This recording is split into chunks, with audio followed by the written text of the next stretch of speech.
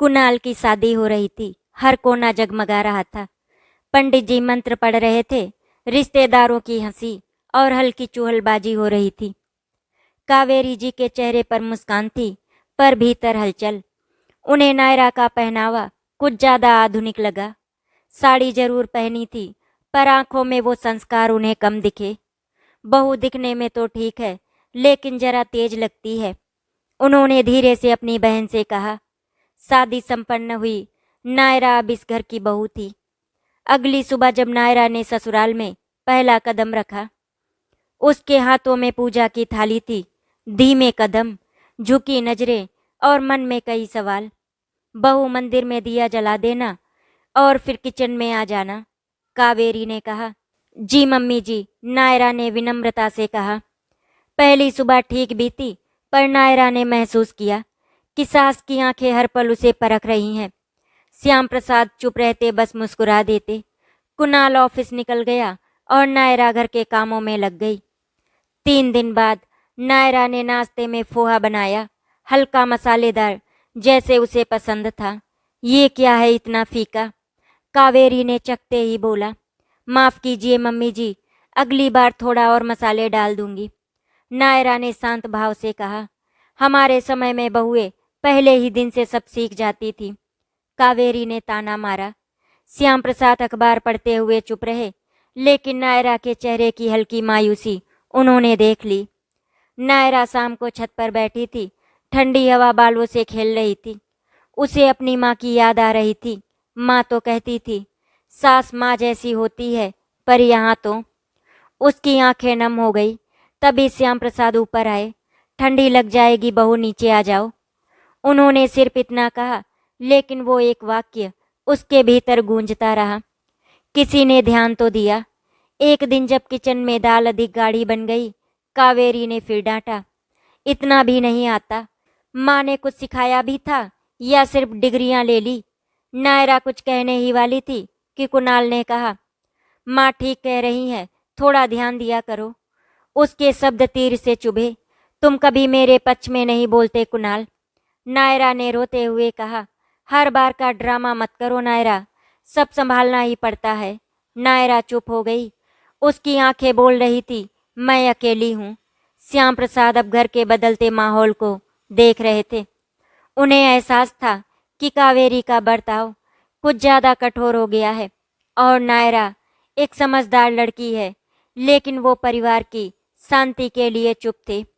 एक शाम उन्होंने नायरा को लाइब्रेरी से किताबें लाते देखा। बहू, पढ़ना पसंद है? जी बाबूजी, मैं स्कूल में पढ़ाती थी, फिलहाल छुट्टी ली है। शिक्षा बहुत कीमती चीज है, कभी मत छोड़ना इसे, उन्होंने स्नेह से कहा। नायरा की आंखों में चमक आई। पहली बार किसी ने उसकी शिक्षा की सराहना की। घर में हर दिन एक परीक्षा था नायरा के लिए। कावेरी उसे घर के हर काम में दोष देती।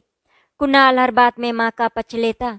श्याम प्रसाद अब अधिक बोलने लगे थे, लेकिन कुछ कह नहीं पाते थे। एक बार जब बिजली चली गई और इन्वर्टर काम नहीं कर रहा था, कावेरी ने गुस्से में कहा, इस घर में कोई देखता ही नहीं, बहू को तो बस किताबें पढ़नी है। नायरा ने रोते हुए कहा, मैं हर काम करती हूँ मम्मी जी, लेकिन इंसान हूँ, गलती हो सकती है, और गलती की कोई माफ़ी नहीं होती बहू, कावेरी ने ठंडे स्वर में कहा। नायरा अपने कमरे में अकेली बैठी थी। एक छोटा सा आईना उसके सामने रखा था। वो खुद को देख रही थी और सोच रही थी, क्या मेरी गलती सिर्फ ये है कि मैं इस घर की नई बहू हूँ? उसे नहीं पता था कि ये कहानी अभी शुरू हुई है, लेकिन कहीं न कहीं एक छोटा सा बीज एहसास का श्याम प्रसाद और कुणाल के दिलों में रोपित हो चुका था। शादी के कुछ हफ्तों बाद नायरा अब इस घर में पूरी तरह से स्थापित हो चुकी थी, मगर रोजमर्रा की जिंदगी में वो भावनात्मक रूप से और भी अकेली पड़ती जा रही थी। सास की बातों में कटाक्ष, पति का उपेक्षित व्यवहार और ससुर की चुप्पी धीरे धीरे उसके भीतर गहरी चोट दे रहे थे। बहू, चाय में अदरक कम है। पहले जमाने की बहुएं तो बिना कहे समझ जाती थी, कावेरी ने चाय का प्याला रखते हुए कहा। नायरा मुस्कुराई। अगली बार ध्यान रखूंगी मम्मी जी, हर बार अगली बार बोलती हो। सीखने का भी कोई तरीका होता है। कावेरी ने ताना कसते हुए उठकर रसोई की ओर कदम बढ़ाए। श्याम प्रसाद अखबार से नजरें हटाकर बोले, चाय तो ठीक लग रही है मुझे। कावेरी ने तीखी नजर से देखा, लेकिन कुछ नहीं बोली। नायरा को वो शब्द नहीं, वो नजरें ज्यादा चुभी। एक दिन सब्जी में मिर्च थोड़ी कम रह गई। कुणाल शाम को खाना खा रहा था। नायरा, तुम्हें अब तक समझ जाना चाहिए कि इस घर में सबको तीखा पसंद है। क्या दिमाग कहीं और था? माफ कीजिए कुणाल, मैं जल्दी में थी, शायद इसीलिए। नायरा ने धीरे से कहा, अब भी जल्दी में? 2 महीने हो गए हैं शादी को, कोई बहाना नहीं चलेगा अब। कावेरी मुस्कुराई, जैसे उसे संतोष हुआ हो। श्याम प्रसाद की आंखें फिर उदास हुई, पर उन्होंने कुछ नहीं कहा। नायरा की माँ ने एक पत्र भेजा, भावनाओं से भरा। बिटिया, सब ठीक चल रहा है ना? अपनी सासू माँ से खूब प्यार पाना, बेटे की तरह उनकी सेवा करना, तू जल्दी ही उनके दिल में जगह बना लेगी। पत्र पढ़ते पढ़ते नायरा की आंखों से आंसू गिरने लगे। माँ, मैंने अपनी तरफ से पूरी कोशिश की, लेकिन पत्र को तकिए के नीचे रखकर वो चुपचाप लेट गई।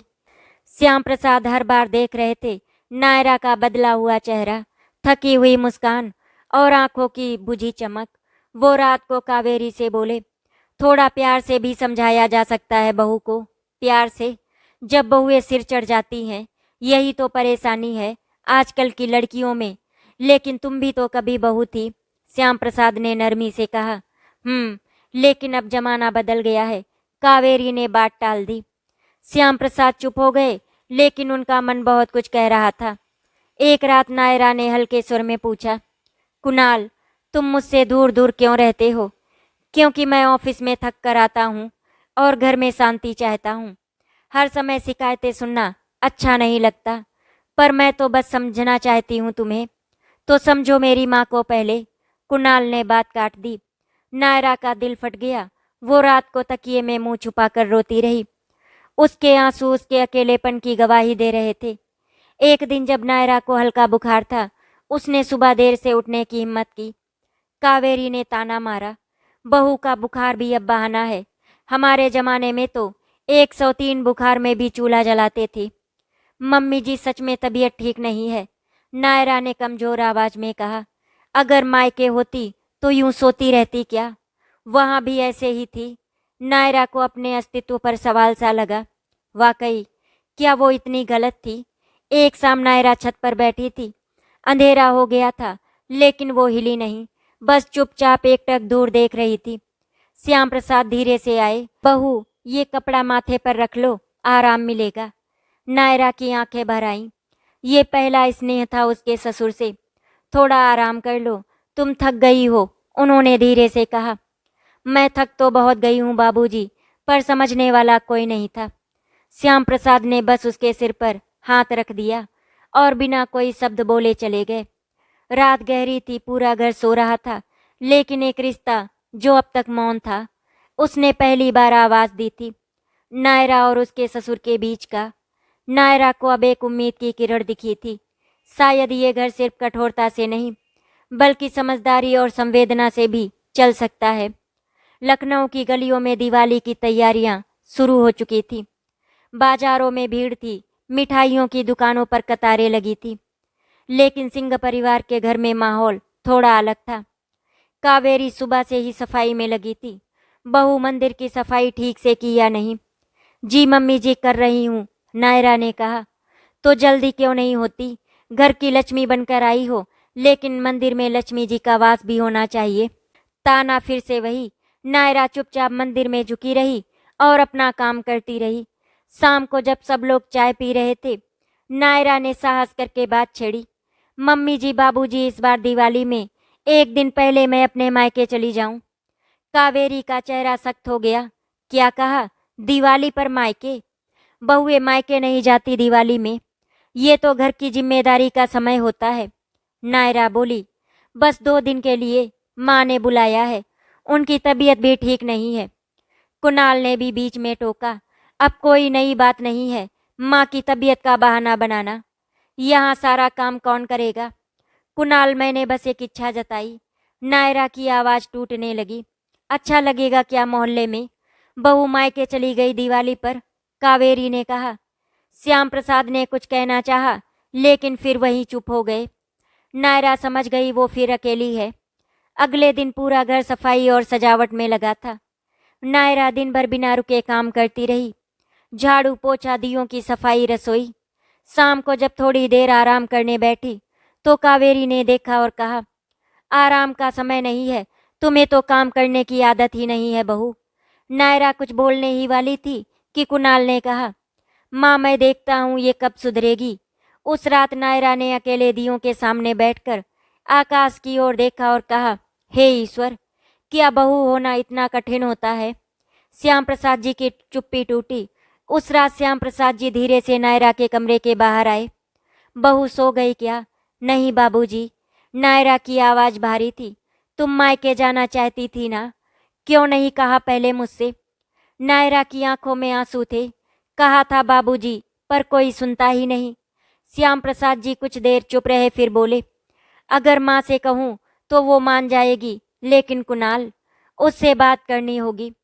नायरा ने धीरे से सिर हिला दिया। अगली सुबह जब कुणाल चाय पी रहा था, श्याम प्रसाद जी ने कहा, बेटा बहू मायके जाना चाहती है तो उसमें बुरा क्या है? पापा त्योहार है, अगर हर बहू मायके चली जाए तो घर कैसे चलेगा? हर बहू नहीं जाती, पर हर बहू की इच्छा होती है, और हमारी बहू तो जिम्मेदारी निभा ही रही है। तुम भी देख रहे हो। पापा आप हमेशा उसकी तरफ क्यों रहते हैं? क्योंकि मैं वही देखता हूँ जो सच है बेटा। कुणाल कुछ नहीं बोला, लेकिन उसके चेहरे पर असहजता थी। दोपहर को नायरा रसोई में सबके लिए लड्डू बना रही थी। तभी कावेरी आई। अब क्या मायके का मूड नहीं हुआ? कटाक्ष भरा स्वर। नायरा की आंखों से आंसू टपक गए।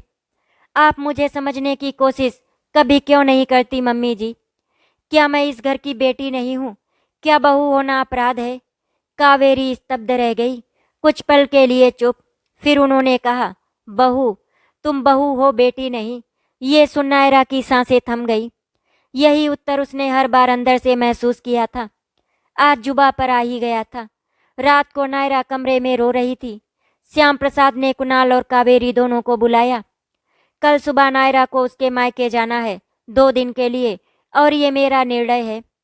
कावेरी कुछ बोलने वाली थी, लेकिन श्याम प्रसाद ने हाथ उठाकर रोका। बहू ने बहुत सहा है, मैं अब और नहीं देख सकता। कुणाल ने नजरें झुका ली। अगली सुबह श्याम प्रसाद खुद नायरा को छोड़ने कार से लेकर गए। रास्ते में उन्होंने कहा, बहू अपने मन को हल्का कर लो, वहाँ माँ के साथ समय बिताओ, कोई जल्दी नहीं है आने की। नायरा की आंखों में सुकून था। शायद ये पहली बार था जब किसी ने उसको समझा था। मायके में नायरा की माँ ने जब उसे देखा तो उसे गले लगा लिया। बिटिया तो बहुत थक गई है ना? नायरा कुछ नहीं बोली, बस माँ के आंचल में सिर रख दिया। कभी कभी शब्दों की जरूरत नहीं होती, आंसू ही सब कह देते हैं। नायरा के मायके में अब सब कुछ वैसा ही था जैसा बचपन में था। वही दीवारें, वही खिड़की से आती धूप, वही माँ की ममता। लेकिन अब नायरा पहले जैसी नहीं रही थी। वो थकी हुई थी मन से, आत्मा से। माँ ने उसका माथा सहलाते हुए कहा, कुछ नहीं पूछूंगी बिटिया, जब मन कहे तब बताना। नायरा की आंखों से आंसू बहने लगे। माँ मैं वहाँ दिन भर कुछ ना कुछ करती रहती हूँ, फिर भी हमेशा गलत होती हूँ। वहाँ मेरी कोई जगह नहीं। तू वहाँ बोझ नहीं है बेटा, बस किसी की समझ से बाहर है। नायरा के ससुराल में रसोई में शांति थी। कावेरी जब सुबह उठी तो रसोई ठंडी पड़ी थी। आज चाय तक नहीं बनी। उन्होंने कुणाल से पूछा, माँ नायरा नहीं है तो अब सब कुछ खुद ही करना होगा। कुणाल ने अनमने स्वर में कहा। कावेरी बोली, तो क्या हुआ? बहू के बिना घर नहीं चलता क्या? श्याम प्रसाद ने अखबार नीचे रखते हुए कहा, नहीं चलता। जब वो होती है तभी घर घर लगता है। कावेरी ने पहली बार इन शब्दों को गंभीरता से महसूस किया। ऑफिस से लौटते हुए कुणाल हर शाम दरवाजे पर रुकता। जैसे आदत हो गई थी नायरा की आवाज़ सुनने की। अब ना वो हंसी थी, ना वो हल्की शिकायतें।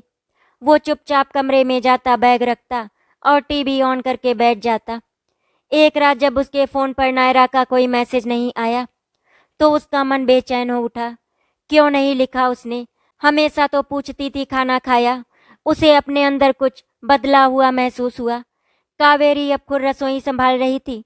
लड्डू बनाए, लेकिन जब श्याम प्रसाद ने चखा तो कहा, नायरा जैसे नहीं बने। ये सुनकर वो चिढ़ गई, पर कुछ नहीं बोली।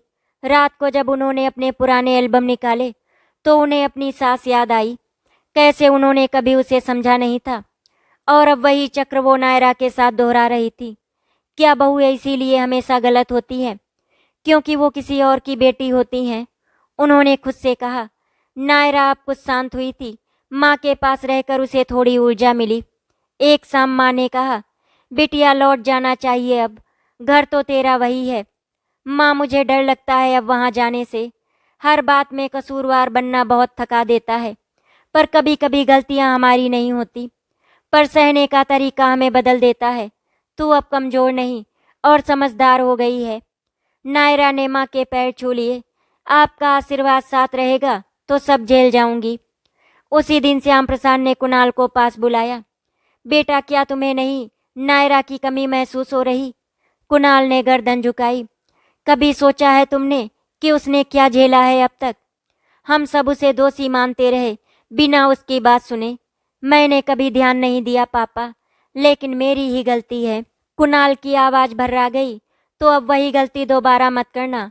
जाओ, उसे वापस ले आओ, पर इस बार स्वागत के साथ और सम्मान के साथ। जब कुणाल नायरा को लेने जाने लगा तो कावेरी बोली, उससे कहना कि मैं इंतजार कर रही हूँ। श्याम प्रसाद मुस्कुराए। ये शब्द कहने में जितनी देर लगी थी, उतने सालों का बदलाव उसमें छिपा था। नायरा दरवाजे पर खड़ी थी। वही घर, वही दरवाजा, लेकिन अब आत्मविश्वास और दर्द साथ साथ था। कावेरी ने दरवाजा खोला और कुछ क्षणों तक चुप रही, फिर कहा, आजा बहू, ये घर तुझसे ही है। नायरा की आंखें छलछला उठी। श्याम प्रसाद पीछे खड़े मुस्कुरा रहे थे। कुणाल ने धीरे से उनका बैग ले लिया और कहा, अब सब कुछ फिर से शुरू करेंगे साथ में। इस बार नायरा के कदम भारी नहीं थे। उसके भीतर दर्द अब भी था, पर अब साथ में आशा भी थी।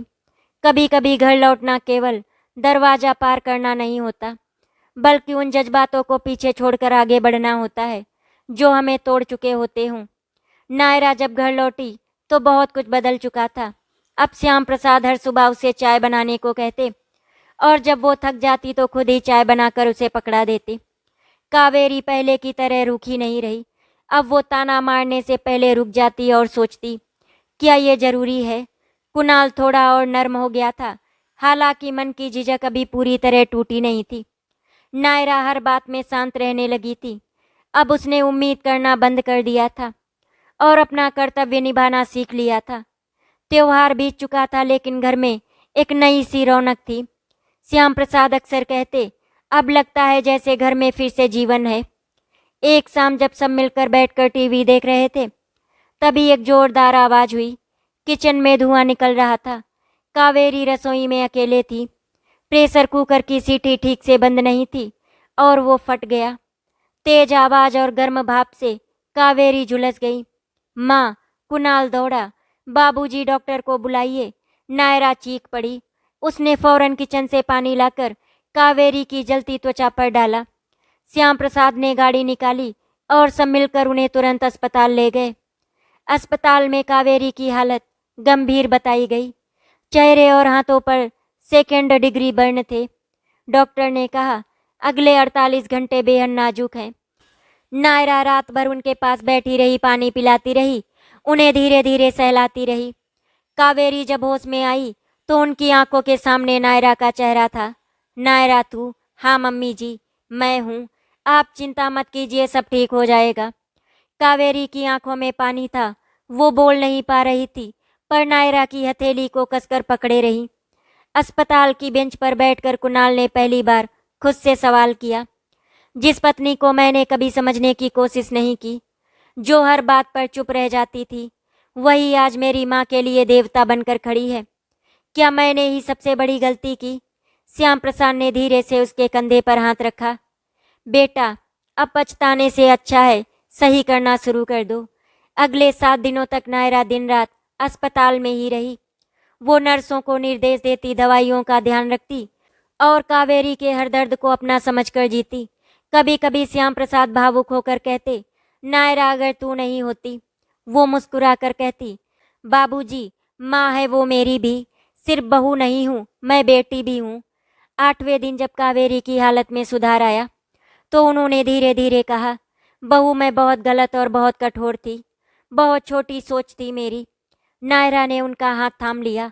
आप माँ है मम्मी जी, और माँ कभी गलत नहीं होती, बस कभी कभी नाराज होती है। कावेरी ने उसके माथे पर चुंबन लिया। अब से तू मेरी बहू नहीं, मेरी बेटी है। कावेरी के अस्पताल से घर लौटते समय पूरे मोहल्ले ने देखा।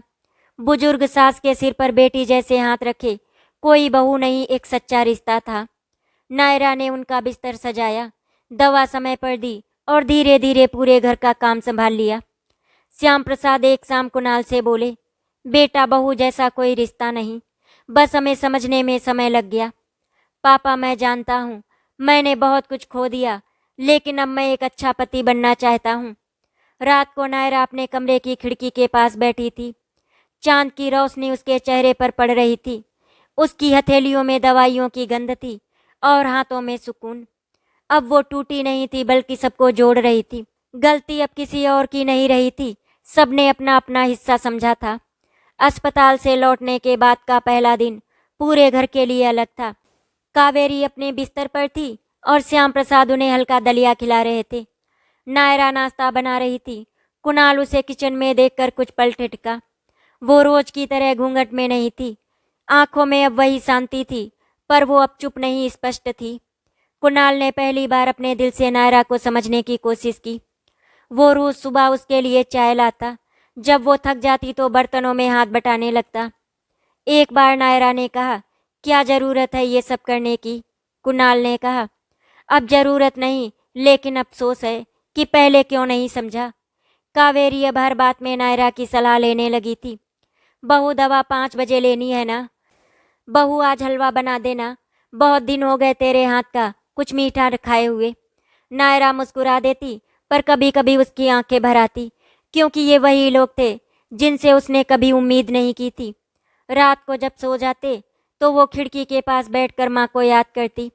माँ तूने कहा था सब ठीक हो जाएगा, लेकिन माँ क्या ये ठीक होना ही काफ़ी है?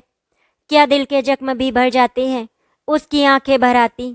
एक शाम जब बारिश हो रही थी, नायरा बालकनी में खड़ी थी। कुणाल चुपचाप पास आया और बोला, नायरा क्या तुम मुझे माफ़ कर सकोगी? वो चुप रही। मैंने तुम्हें कभी समझा ही नहीं। तुम्हारे आंसू, तुम्हारा दर्द, तुम्हारा मौन सब नज़रअंदाज कर गया। वो कुछ पल चुप रही, फिर बोली, माफ़ी से ज़्यादा ज़रूरत अब सच्चाई की है कुणाल। मैं जानती हूँ तुम बदलना चाहते हो, पर मैं अब पहले जैसी नहीं रही, ना मैं खुद को खोना चाहती हूँ। एक दिन श्याम प्रसाद ने पूरे परिवार को बुलाया। आज मैं सबके सामने कहना चाहता हूँ, हमसे गलती हुई थी। हमने बहू को बहू नहीं, एक पराई लड़की समझा। हम उस शिक्षा को भूल गए जो हमारे माँ बाप ने हमें दी थी, कि घर जोड़ने वाले ही सच्चे होते हैं। कावेरी की आंखों में आंसू थे और नायरा के गाल भी भीग चुके थे। कावेरी एक रात नायरा के कमरे में आई, हाथ में हल्दी वाला दूध था। बेटा तू बेटी जैसी हो गई है, लेकिन बेटी बनते बनते तूने जो कुछ सहा उसका कोई हिसाब नहीं। तू चाहे तो हमें छोड़ भी सकती थी, पर तूने नहीं छोड़ा। नायरा फूट पड़ी। कभी कभी छोड़ना आसान होता है मम्मी जी, लेकिन मैं टूट कर भी जुड़ी रही, क्योंकि ये घर मेरा भी तो था। रिश्तों में अब नमी कम और नज़दीकियाँ ज़्यादा थी। एक दिन डॉक्टर ने रिपोर्ट देखकर कहा, नायरा जी आप माँ बनने वाली हैं। पूरा घर सन्न रह गया। फिर श्याम प्रसाद जी ने खुशी से नायरा को गले लगा लिया। कावेरी ने पूजा की थाली निकाल ली। इस घर में अब सच्चा उजाला आने वाला है। नायरा अकेले में बैठी थी, अपने पेट पर हाथ रखकर बोली, अब मुझे सिर्फ माँ नहीं बनना, बल्कि ऐसी माँ बनना है जो अपनी बहू को कभी दर्द ना दे। अब रिश्तों में बदलाव आ गया था, लेकिन नायरा के अंदर की टीस और आत्मसम्मान का सवाल अभी भी पूरी तरह शांत नहीं हुआ था। जब डॉक्टर ने बताया कि नायरा माँ बनने वाली है, पूरा घर खुशी से झूम उठा। श्याम प्रसाद ने मिठाई मंगवाई, कावेरी ने पूजा रखी और कुणाल ने पहली बार दिल से नायरा के माथे पर हाथ रखा। अब हमारा परिवार पूरा होगा, उसने कहा। नायरा मुस्कुराई, लेकिन उसके चेहरे पर हल्की चिंता की परछाई भी थी। रात को जब सब सो गए, नायरा खिड़की के पास बैठी रही। क्या मैं अपने बच्चे को एक ऐसा घर दे पाऊंगी जहां उसे कभी वो सहना ना पड़े जो मैंने सहा? उसे अपनी सास की बातें याद आई, कुणाल का व्यवहार, और वो दिन जब उसे अकेले आंसू बहाने पड़े थे। अब कुणाल हर छोटी बात का ध्यान रखता। वो सुबह उठकर नायरा को गर्म दूध देता, ऑफिस से आते समय उसकी पसंद की किताबें, फल और फूल लाता, हर शाम उसे टहला कर लाता। एक दिन नायरा बोली, अब ये सब क्यों? कुणाल ने कहा, मैं अपने अतीत का प्रायश्चित कर रहा हूँ। जो नहीं कर पाया अब वो सब करना चाहता हूँ। कावेरी अब नायरा को हर बात में माँ जैसा स्नेह देती। बहू ज्यादा मत झुको, पेट पे असर पड़ेगा। ये लो तुलसी वाला पानी, और हाँ, दोपहर को सो जरूर जाना। श्याम प्रसाद जी रोज अखबार में गर्भवती बहू का खान पान जैसे लेख पढ़ते और सलाह देते। नायरा हैरान होती कि क्या यही लोग कभी उसे ताने मारते थे। एक दिन नायरा अपने डॉक्टर के क्लिनिक से लौटी और बहुत चुप थी। कुणाल ने पूछा, सब ठीक है? नायरा बोली, हाँ, लेकिन कभी कभी लगता है मैं इस नए रिश्ते में खुद को खो ना दूं। क्या मैं एक अच्छी माँ बन पाऊंगी? कुणाल ने उसका हाथ थामा। तुम पहले ही इस घर को माँ जैसा सहेज चुकी हो। अब तो तुम्हारे पास एक नया जीवन है जिसे तुम सबसे सुंदर बना दोगी। एक दिन नायरा का भाई और माँ मिलने आए। वो उसे देखकर रो पड़े। बिटिया, अब तो खुश है ना? नायरा ने सिर झुका दिया। माँ ने उसकी आंखें देखी और बोली, अब तेरे अंदर अब एक नई जान पल रही है। भूल जा पुराने दर्द, नया जीवन तुझे बुला रहा है। रात को नायरा ने सपना देखा। एक नन्हा बच्चा उसके पास था, हंसता हुआ। वो उसे गोद में उठाती और कहती, मैं तुझे वो सब दूंगी जो मुझे नहीं मिला। तेरे जीवन में कोई आंसू नहीं होगा। सपने से उठते ही उसकी आंखें नम थी, पर अब उसमें डर नहीं, एक संकल्प था। एक दिन श्याम प्रसाद ने कुणाल से कहा, बेटा, बहू ने बहुत कुछ सहा है, अब वो जो चाहे जैसे चाहे उसे वैसे जीने दो। वो बहू नहीं, इस घर की रीढ़ है। कुणाल ने सिर झुका दिया। एक दिन नायरा ने घर के मंदिर में दिया जलाया और मन ही मन कहा, हे भगवान, इस बार मुझे शक्ति देना कि मैं एक ऐसी माँ बनूं जो अपने बच्चे को ना डराए, ना तोड़े, ना ताने दे, जिसके बच्चों को कभी अपने वजूद के लिए आंसू ना बहाने पड़े। अब नायरा माँ बनने की तैयारी कर रही थी। उसके चेहरे पर मातृत्व की चमक थी, लेकिन उसके दिल में बीते समय का डर भी गहराया हुआ था। कुणाल उसे संभाल रहा था, लेकिन क्या वो डर मिटा पाएगा? अगस्त की एक भरी दोपहर थी। तेज बारिश हो रही थी। घर में अचानक अफरा तफरी मच गई।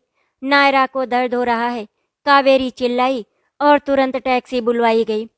श्याम प्रसाद ने छतरी उठाई। कुणाल ने नायरा को संभाला। नायरा का चेहरा पसीने से तरबतर था, लेकिन आंखों में एक अजीब चमक थी। ऑपरेशन थिएटर के बाहर कावेरी बार बार भगवान का नाम ले रही थी। श्याम प्रसाद मंत्र बुदबुदा रहे थे। कुणाल एक कोने में चुप खड़ा था।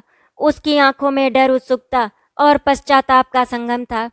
घंटों बाद डॉक्टर बाहर आए और मुस्कुराकर बोले, बधाई हो, आपके घर लक्ष्मी आई है। जब नायरा ने पहली बार अपनी बेटी को देखा, उसकी आंखों से आंसू निकल पड़े। ये मेरी जान है, मेरी नई शुरुआत। बेटी ने जैसे उसकी उंगली थामी, उसे लगा भगवान ने उसे फिर से जीने का मौका दिया। घर सजाया गया। कावेरी ने हल्दी कुमकुम लगाया। श्याम प्रसाद ने पड़ोस में सबको मिठाई बांटी। कुणाल ने बेटी का नाम रखा आशा, क्योंकि ये बच्ची हमारे टूटे रिश्तों में उम्मीद की किरण बनकर आई है। बेटी के जन्म के बाद नायरा की माँ और भाई मिलने आए। माँ ने बच्ची को देखा और कहा, बिल्कुल तेरे जैसी है, लेकिन अब इसे तेरे जैसे आंसू कभी ना बहाने देना। नायरा ने दृढ़ता से सिर हिलाया। हर दिन नायरा अपनी बेटी को दूध पिलाती, लोरी सुनाती और कहानियां सुनाती। बेटी, तू दुनिया की सबसे बहादुर लड़की बनेगी। तू ना किसी का डर सहेगी, ना किसी के ताने। बच्ची मुस्कुराती और नायरा की आंखें भीग जाती। अब कुणाल जल्दी घर आता। वो बेटी को गोद में लेता, उसके नन्हे पांव चूमता। एक दिन बोला, शायद भगवान ने बेटी भेजकर मुझे सिखाया है कि सच्चा रिश्ता सिर्फ खून का नहीं, भावनाओं का होता है। एक दिन कावेरी ने नायरा से कहा, बहू, आज मैं सास नहीं, माँ बनकर बोल रही हूँ। मैंने बहुत गलतियाँ की, तुझे जलील किया, पर तू फिर भी इस घर को बचा ले आई। अब तो सिर्फ इस घर की बहू नहीं, रीढ़ है। नायरा की आंखें भर आई। श्याम प्रसाद ने कहा, बहू, जीवन की सबसे बड़ी गलती वो होती है जिसे हम मानते नहीं, और सबसे बड़ा सुधार वो होता है जिसे हम बिना कहे कर देते हैं। तुम दोनों ने वो कर दिखाया। अब मोहल्ले में हर कोई नायरा की तारीफ करता। देखो कैसी सुशील बहू है, कितना सहा फिर भी घर को जोड़ कर रखा। बेटी भी कितनी प्यारी है, आशा, नाम कितना सुंदर है। अब कावेरी गर्व से कहती, मेरी बहू ही मेरा गर्व है। नायरा की जिंदगी अब पूर्ण लग रही थी। पति का साथ, सास ससुर का सम्मान और बेटी की मुस्कान। आशा 5 साल की हो चुकी थी, एक होशियार, संवेदनशील और आत्मविश्वासी बच्ची। वो जब स्कूल जाती तो टीचर कहते, ये बच्ची तो अपनी माँ जैसी तेज है। नायरा ने उसे संस्कारों, शिक्षा और आत्मसम्मान की लौ में पाला था। एक रात कावेरी नायरा के पास आई। बेटा, जब तू इस घर में आई थी हम अंधे थे, तेरी चुप्पी को जुबान नहीं समझे। आज जब तू बोलती है तो हमें हमारी गलती दिखती है। नायरा ने उनके आंसू पोंछे। गलती सब करते हैं मम्मी जी, पर एहसास ही इंसान को ऊंचा बनाता है। श्याम प्रसाद अब मोहल्ले में हर घर में कहावत दोहराते, बहू बोझ नहीं होती, वो छाया होती है जो जड़ों को भी धूप से बचा लेती है। एक दिन आशा ने पूछा, माँ तुम रोती क्यों थी पहले? नायरा ने कहा, क्योंकि माँ ने खुद को खो दिया था। फिर एक दिन माँ को तुम्हारा चेहरा दिखा और मुझे याद आया कि मैं भी किसी की बेटी हूँ। आशा हंसी, अब तो तुम बहुत हंसती हो माँ। अब घर में त्योहारों पर शोर होता, मिलन होता और बहू के बिना कोई पूजा नहीं होती। एक दिन मोहल्ले की एक औरत ने ताना मारा, अरे बहन, बहू ने तो बस बेटी ही दी, घर का चिराग कहाँ? कावेरी ने गुस्से में जवाब दिया, मेरे घर का उजाला मेरी पोती है और मेरी बहू वो सूरज है जिसने मेरे अंधकार को रोशन किया। आशा करती हूँ आपको हमारी कहानी अच्छी लगी होगी। अगर आपको हमारी कहानी अच्छी लगी तो वीडियो को लाइक एंड शेयर करें, चैनल को सब्सक्राइब करें। वीडियो देखने के लिए आपका धन्यवाद।